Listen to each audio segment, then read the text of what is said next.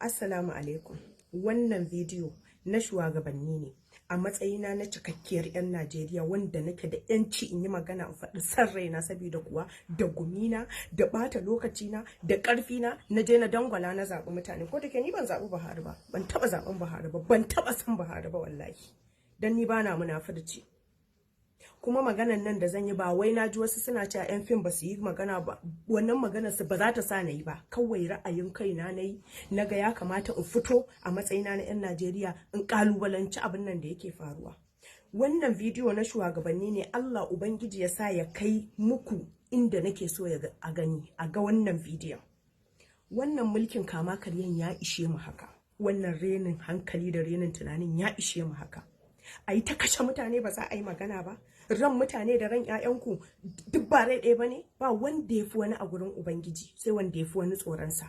Rai guda ɗaya ne, amma 'ya'yanku idan za su fita kun ba su security, kun ba su tsaro, an haɗa su da bindiga, sai ka ga security sama da mutum 50 a kan ran mutum ɗaya, amma an bar mutane nan talaka ana ta kashe su, an kashe banza.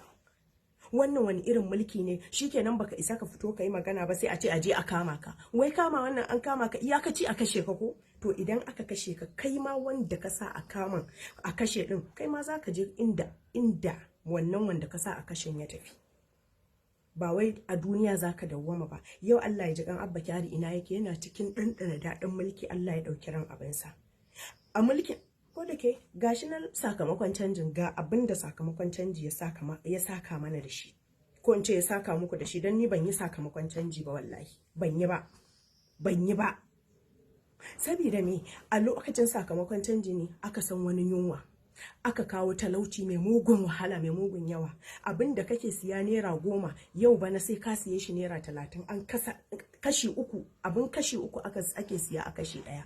Nan Baba Buhari ya zo yana kuka da idansa akan mai, lokacin an ƙara kuɗin mai ya zama naira 60, yana kuka, ashe cewa yake za ku ci ubanku ne.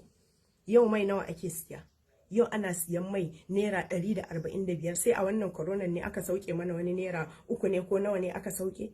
In ba kwa so a mutum an kukkulla mutane a cikin gida, an ba da wani interest din shugabanni akan wannan abun ba, wai coronavirus wai ba a so mutane su mutu. Mura ce coronavirus din nan, an killace mutane saboda akwai interest abin da suke so su yi, sun cimma abin su tukunna, shine aka fara sake mutane na kwana 2 kwana 3. Amma ana nan ana kashe mutane, ana ta'addanci a ƙasar jihar Najeriya, a kuma Najeriya ma a arewa. Me muka yi maka Baba Buhari?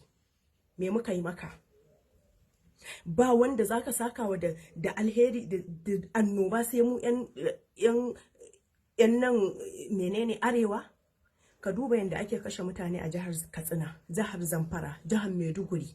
Ka duba yanda ake kashe mutane kamar jini.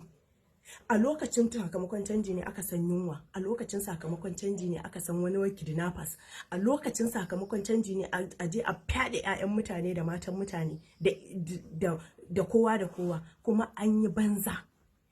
Dole mutane su ɗauki doka a hannunsu wallahi, na rantse da girman Allah, a yi fyaɗe, amma 'ya'yanku suna nan kun killace su, nan in shopping za su je sai an tara motoci da bindigu da su ne saboda kar a taɓa su. Ina adalci a nan?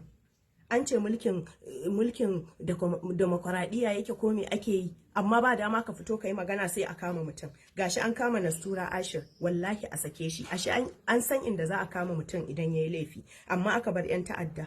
Yau sai ka ga bafulatani da bindiga ya je na harbi, wa yake bashi?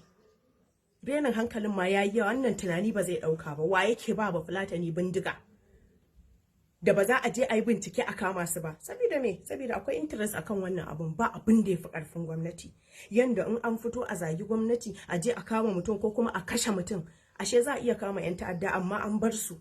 Nan kana tafiya a mulkin Baba Buhari, muka san kana tafiya a wabta wayanka a caka maka wuka in baka bayar ba. Me ya kawo haka? Talauci da abin da za a ci babu, da ukuba da azaba da wulakanci da kaskanci, an mai da mutane dabbobi. Sai shekara ya daka ne happy independent din ubanwa. Wallahi mulkin mallaka ake mana a jihar a kasar mu Najeriya. Kuma da bambanci, me yasa ba a zuwa ku da ayi wasu abin sai mu aka rena wayo saboda wato da interest.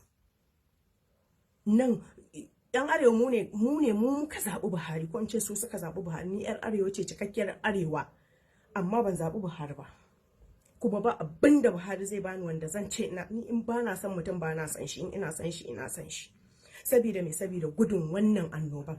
Nan Dina Malayi yazo yana faɗan gaskiya, shikenan shi ma aka kwace mai kujeran shi, aka mishi haka aka murɗe aka kwace mishi kujeran shi.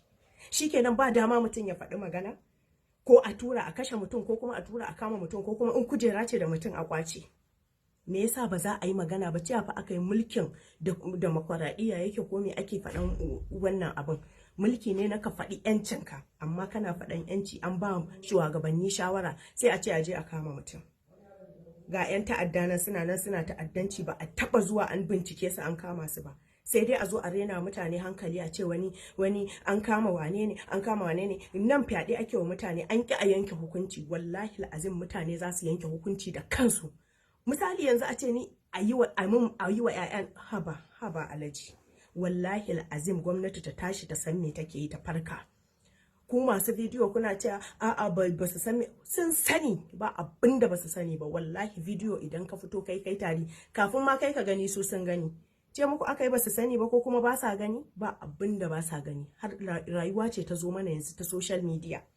Wallahi tari in kai, kowa manyan nan sun fi kama sanin abin da yake faruwa a social media, kafin ka gani su sun gama ma da shi. Suna sane, renin hankali ne. Magana ce a matsayina na 'yan Najeriya, dole in fito in gaya shugabannin mu halin da muke ciki, duk da san sani. Ubangiji Allah ya wa zulum albarka. Yau da a ce an samu shugabanni irin zulum, wallahi azim, wallahi ba za mu shiga wannan munafurci da guba da kunci da tsoron rayuwa ba. Kana gidanka kana tsoro. An ce a fita a yi noma, an hana mutane komai, an rurrufe boda. An ce a fita a yi noma, a gun noman ma ɗauke mutum ake yi. To ya za ka yi? An kama an kulle ka a gida, an ce kar ka fita, ana coronavirus za ka ɗauka kar ka mutu. Ƙarya ne, ba san mu suke yi ba. Wallahi azim wani abu suke da interest a kai. An taba a kulle mutum, ko ka za ka kulle, wallahi sai ka watsa mishi tsaba. In ba haka ba mutuwa zai yi. Amma a bar mu din mu fita mu nema, duk da an tauye mana haƙƙin mu, ba a ba mu abu. Mulki mun zaɓe su, sun zo suna gyara kansu da 'ya'yansu da danginsu da garinsu. Kawai sun zo a bar mu neman ma ba za a bar mu nema ba. An wani kulle mu a cikin gida, ana mana mulkin mallaka, a cewa mun samu yancin kanmu. Babu yancin da aka samu. Don haka muna kira ga shugabanni da duk wanda ya sa a kama da sura ashir, a sake shi, kuma a je a samu 'yan ta'adda da suke ta'addanci a yaki da su.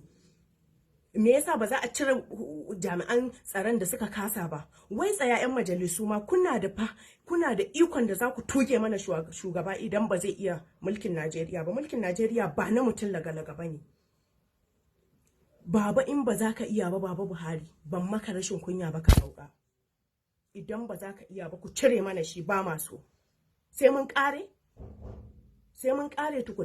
tukunna za a san me ake yi, ko kuma kawai a'a mu 'yan arewa ne ba a san mu, sai 'yan kudu, saboda mu